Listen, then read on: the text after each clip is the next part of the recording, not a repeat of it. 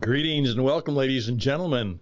It is the 6th of June, and this is oftentimes called D-Day. And we'll talk briefly about that, but probably a story about that a little bit later in the week. We'll see if that can happen. So it's not about D-Day today, but it is about something that I think you might find interesting. I'm going to tell you the story about a $5,000 fountain pen. That's right, a $5,000 fountain pen. And the reason I'm going to do that is simply to illustrate to you and to me that obviously people are very, very different in what's important to them. And of course, perhaps there's some more things that we can actually learn about a $5,000 fountain pen. And then perhaps we should learn to ask. Perhaps we should learn to ask for big things. Well, that's what the program is for today. I hope you'll take some time on this Monday late afternoon, early evening to relax and get ready for the rest of the week by having some interesting ideas. The program begins right now.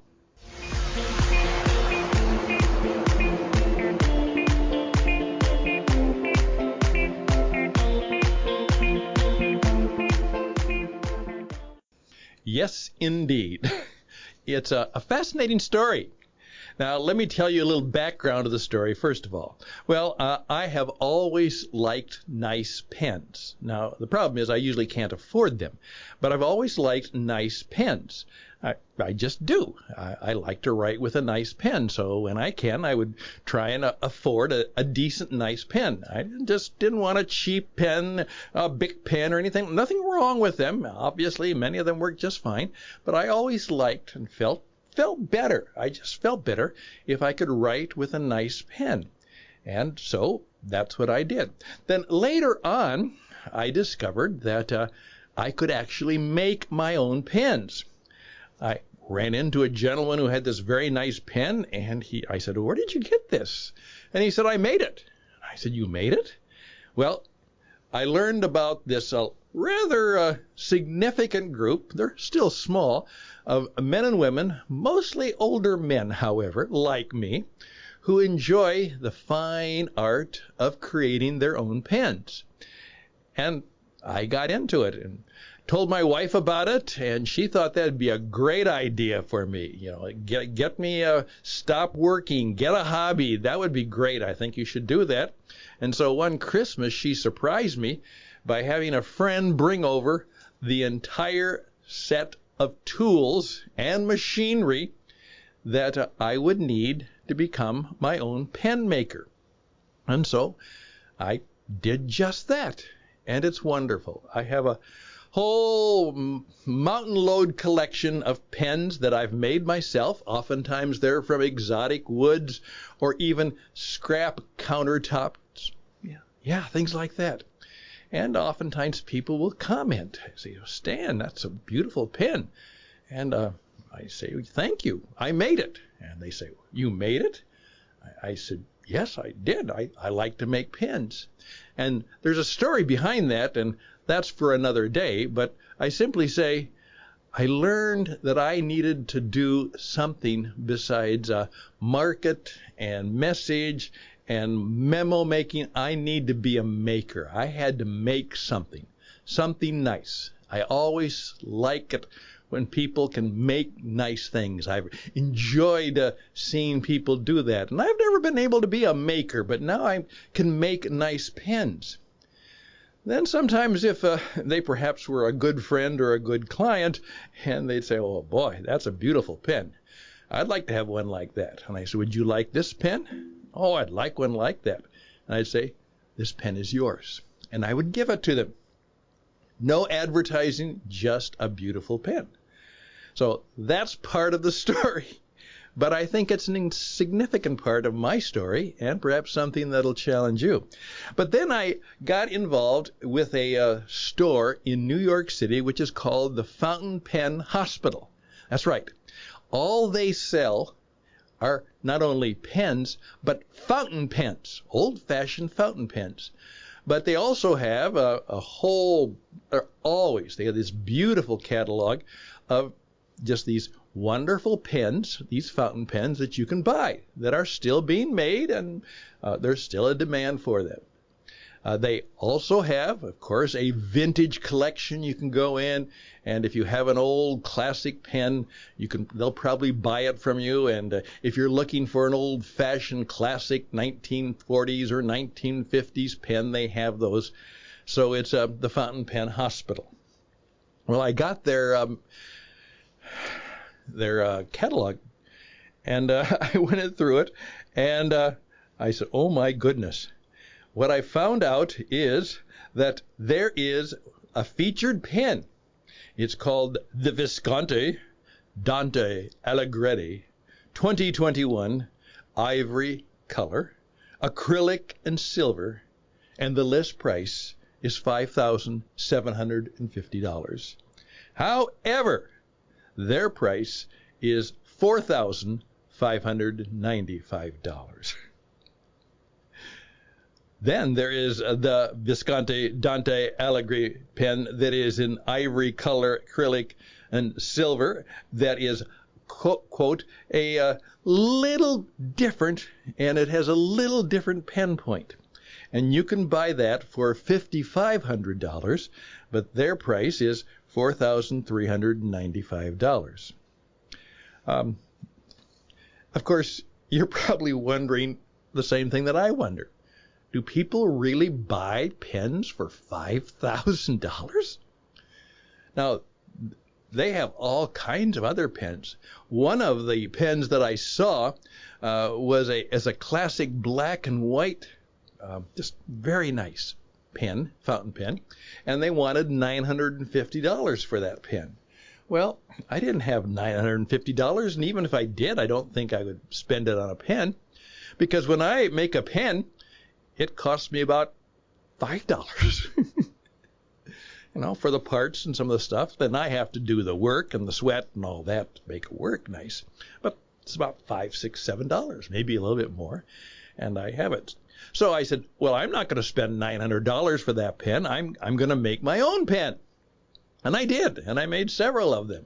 And, of course, I enjoy that. And I enjoy the story that instead of spending $900 and some dollars for a pen, I only spent $5 or $7, and it could say I really made it. It's my own.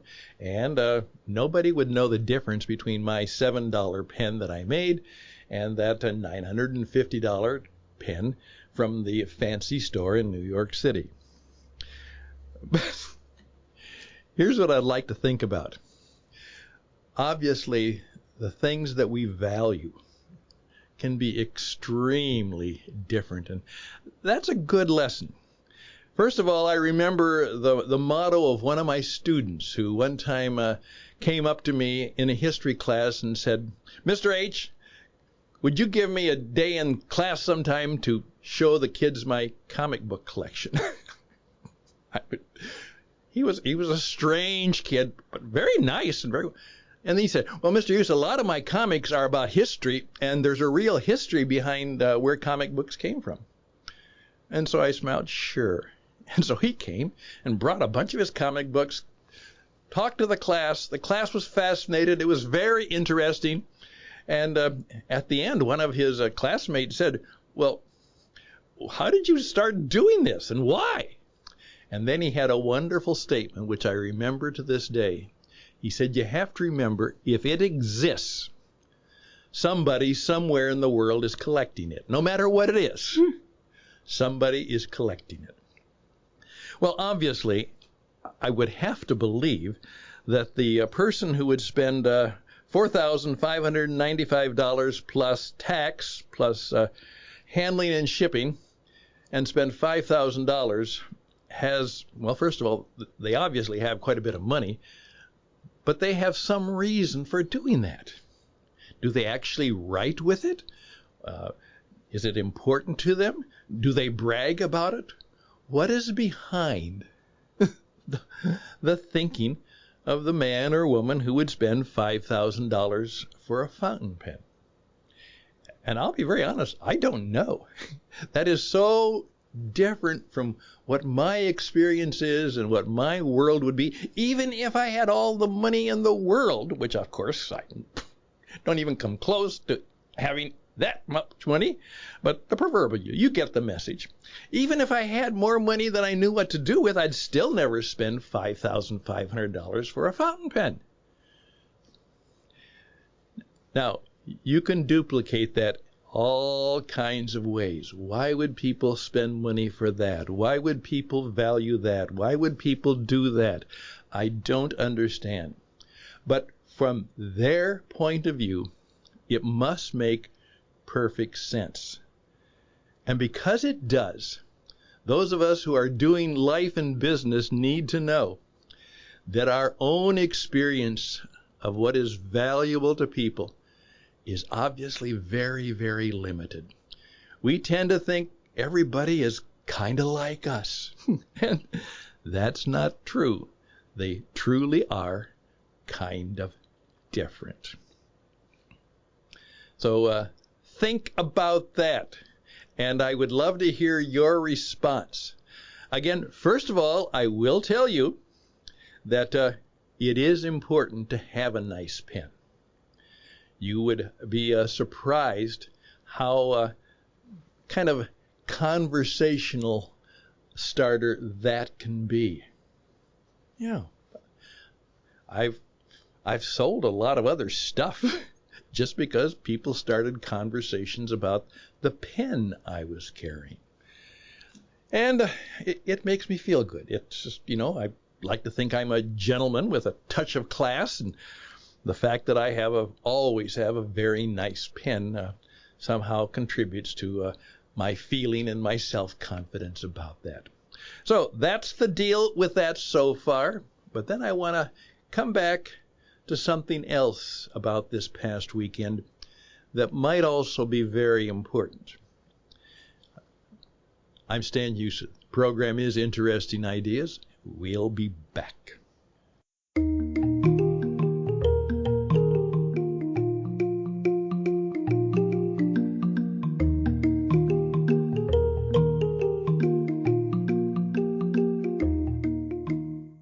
And we are.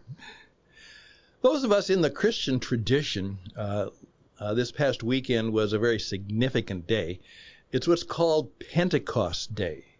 And it actually is a tradition that actually came from the Jewish or Israel religion of the Hebrew Scriptures. It was a part of the Jewish nationality and Jewish faith back even in Bible times. But we're told in the Christian Scriptures that it was on that very day, about 10 days after Jesus' ascension into heaven, that all of a sudden the guys and gals who were still wondering what they should do after Jesus' crucifixion, his resurrection, his ascension, what do they do now? Supposedly there was storm of lights and fire and wind, and all of a sudden what was called the Holy Spirit. The term I use is the Spirit force came upon them, and all of a sudden people were able to hear the words in whatever language they were about. And it just so happens there were all kinds of different people from different languages. And when the voice spoke from this supernatural explosion, they all heard it in their own language. And the explanation soon came to the followers of Jesus that this was the big one. This was the big event. Now, it is surprising that in the Christian tradition that many people don't celebrate this yet or even know about it. I oftentimes say that Hallmark can't figure out how to do a Pentecost card, so that's why it was never heard of very much.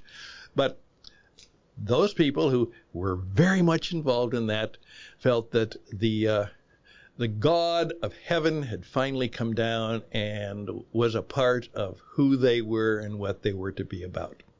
And from then, the Christian faith grew by leaps and bounds. And 2,000 years later, it's still a major force of belief and faith throughout the world, and has many millions, and through the history has had billions of followers. However, just a couple things. First of all, the D-Day.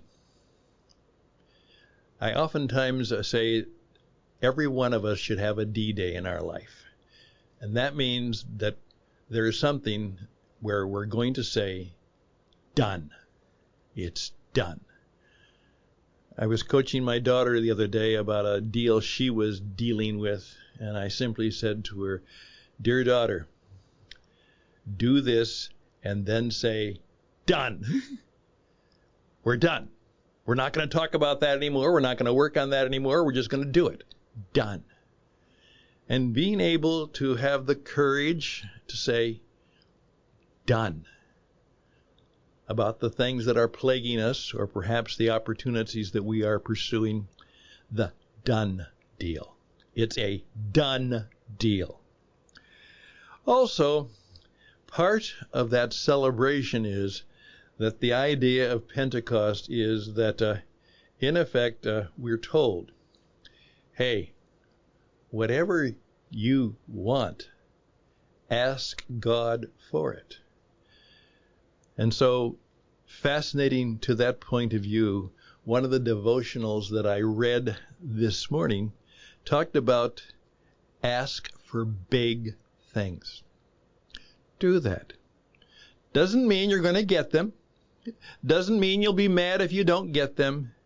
But the admonition was, hey,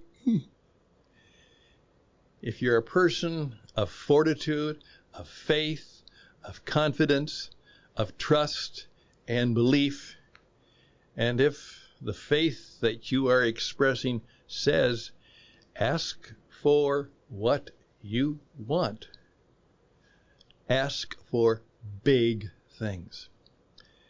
And that's been good for me, to be reminded of that here I am, even at this late stage in life, and starting a new business and starting 2 or 3 new opportunities for other people, trying very, very much to help a new grandson who needs special care.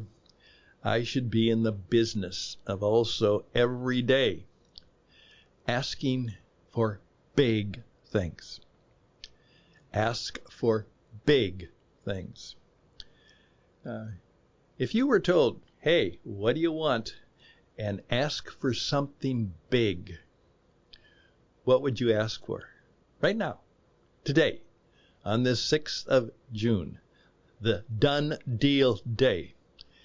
What right now in your life, in your business, would you ask for? What are some of the big things? Maybe what is one of the biggest things, the big thing that you would ask for today? I'm Stan Houston. Interesting ideas.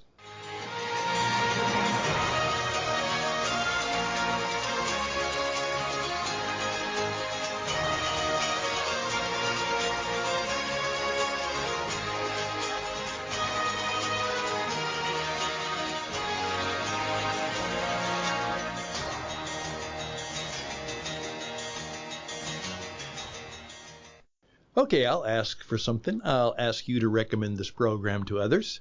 I will ask you to consider our offer to be able to help you and your business, perhaps in some unique and powerful ways, because when it comes to the life of business, we've had 25 plus years of coaching and consulting and business performance coaching and communication. And if you'd like to really reach your audience through our What It Takes radio company, we can help you do that.